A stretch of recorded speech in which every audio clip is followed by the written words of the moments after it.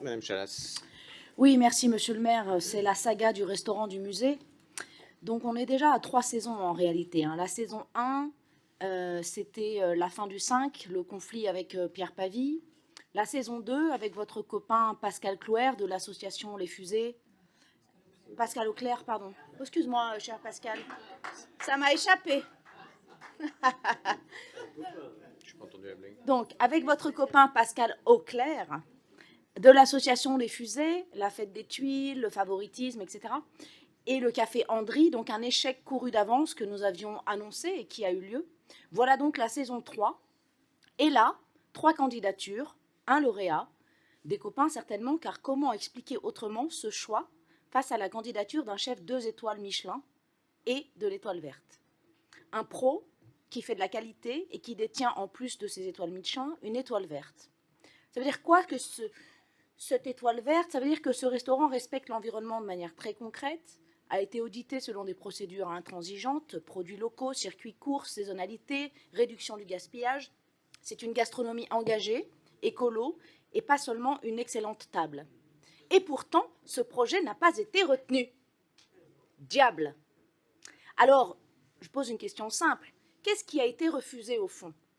Parce que ce projet, c'est un concentré de ce que l'on veut pour Grenoble. Un projet écologique, labellisé, un projet ancré localement, avec des producteurs métropolitains, un projet porté par un chef grenoblois qui aurait pu s'installer à Paris, à Lyon, à Singapour, mais qui choisit sa ville, notre ville, Grenoble par amour. Et ce n'est pas tout. Ce chef est l'un des 2 seuls étoilés Michelin de tout le département de l'Isère, et il voulait s'installer ici, en plein centre-ville, dans un lieu prestigieux, dans un musée. C'était une chance incroyable. Incroyable. Grenoble aurait pu accueillir une adresse rare, d'envergure nationale, gastronomique, durable, locale, créative.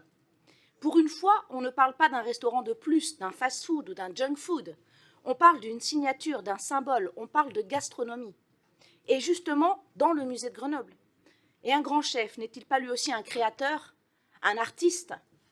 Ce restaurant aurait été un moteur pour notre centre-ville. Il aurait attiré, rayonné, dynamisé, il aurait créé un cercle vertueux pour les commerçants, les touristes et les habitants. Il aurait envoyé un message clair. À Grenoble aussi, on peut viser haut. À Grenoble, on mérite, on vise l'excellence.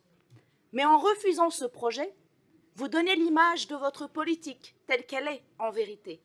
Celle d'une ville qui se méfie de la réussite, d'une ville qui préfère se faire petite et rabougrie, d'une ville qui dit non à l'ambition.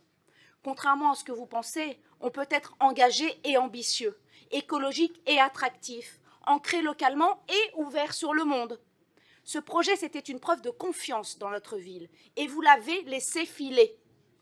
Alors, je veux le dire ici très simplement, ce n'est pas seulement un restaurant que l'on a refusé, c'est un message.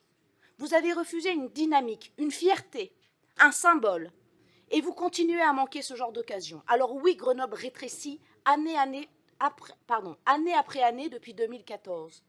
Pas par manque de ressources, mais par manque d'élan, par manque de vision, par manque d'envie de Grenoble. Et en 2026, nous proposerons d'autres choix, par fierté d'être grenoblois et parce que Grenoble mérite mieux.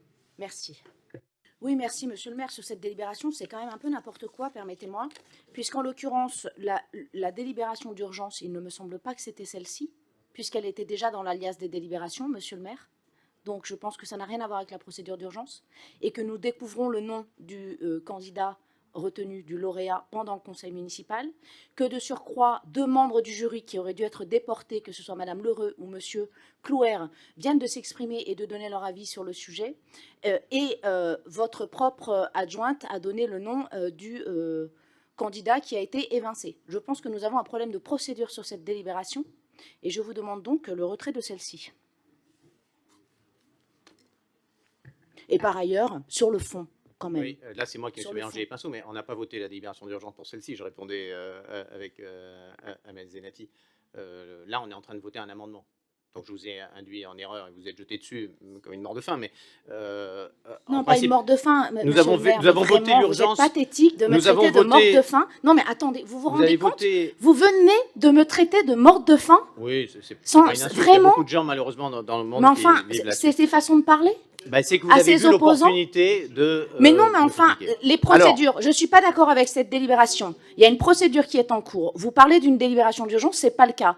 Non, Je c'est pas le saute cas. sur le fait de dire, attention, ce n'est pas la délibération d'urgence. Tout à fait. Et Donc vous avez raison. voilà, c'est l'amendement qui est là. Donc j'ai raison, donc Oui, oui. me dites pas comme une morte de faim. Non mais vous prenez pour qui Parce en fait? que vous Mais voyez que franchement, vous vous j'ai fait rendez une compte la erreur. façon dont vous me parlez? J'ai fait une erreur, voilà, en précisant. Est-ce que je dois accepter vos excuses, monsieur le maire, s'il vous Oui, plaît? je vous présente mes excuses, Merci. Madame Chalas. Merci. Parce que de fait, j'ai fait une erreur qui vous a Non, pour le mort de induit faim, pas également pour l'erreur. en erreur également. Et donc, ça n'est pas la délibération d'urgence. Nous avons voté sur la mail de mai. J'ai été trop vite. Là, nous sommes sur l'amendement pour prendre en compte le jury. Voilà. Voilà. Alors donc sur le fond. Et donc, parce que, sur le fond, je vous en prie. J'avais Et des après, remarques de Madame forme. Donc, Le je voudrais répondra. juste que ce soit clair pour tout le monde parce que ça l'a pas été. Vous vous excusez pour le mort de faim parce que se tromper, c'est pas grave. Je demande pas votre Pour les excuse. Je vous Sur les remercie, deux. monsieur le maire. Je fais un Je vous combo. remercie. Voilà, je vous remercie. Et bien oui, mais ça compte parce que je pense que c'est la première fois que vous vous excusez. Merci. Non, mais je le salue. Sur le fond, moi, je suis absolument outrée des propos de Madame Lheureux. Comment ne pas croire qu'un chef étoilé, 2 étoiles, qui va créer un restaurant, va faire un restaurant naze, voilà, pas bon, cheap, fast-food. D'ailleurs, il y a des fast-food qui sont aussi très bons, ça n'a rien à voir en l'occurrence. Mais je veux dire, comment vous pouvez ne pas voir dans la proposition d'un chef étoilé qui a voué sa vie à la gastronomie, qui fait partie... Non mais vous plaisantez ou quoi? Enfin, attendez. Moi je vous invite à aller goûter une fois un étoilé. Moi je suis allée dans une étoile une fois. Je peux vous garantir que c'est une autre type d'expérience. Eh ben si. Eh ben si.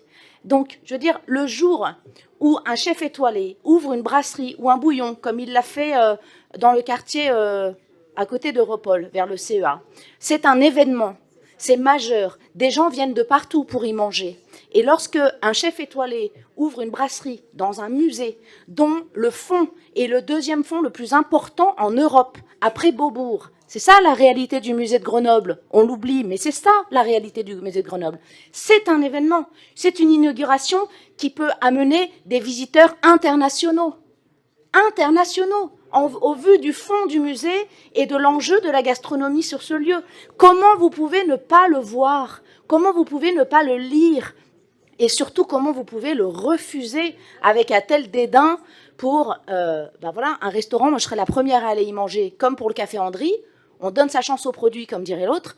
Bon, Café Andry, j'y suis allée une fois. 8 mois après, c'était fermé. Voilà. Donc, je veux dire, à un moment, franchement, je suis outrée et je n'ai pas entendu les critères qui étaient alloués à cette décision, la pondération des critères, excusez-moi.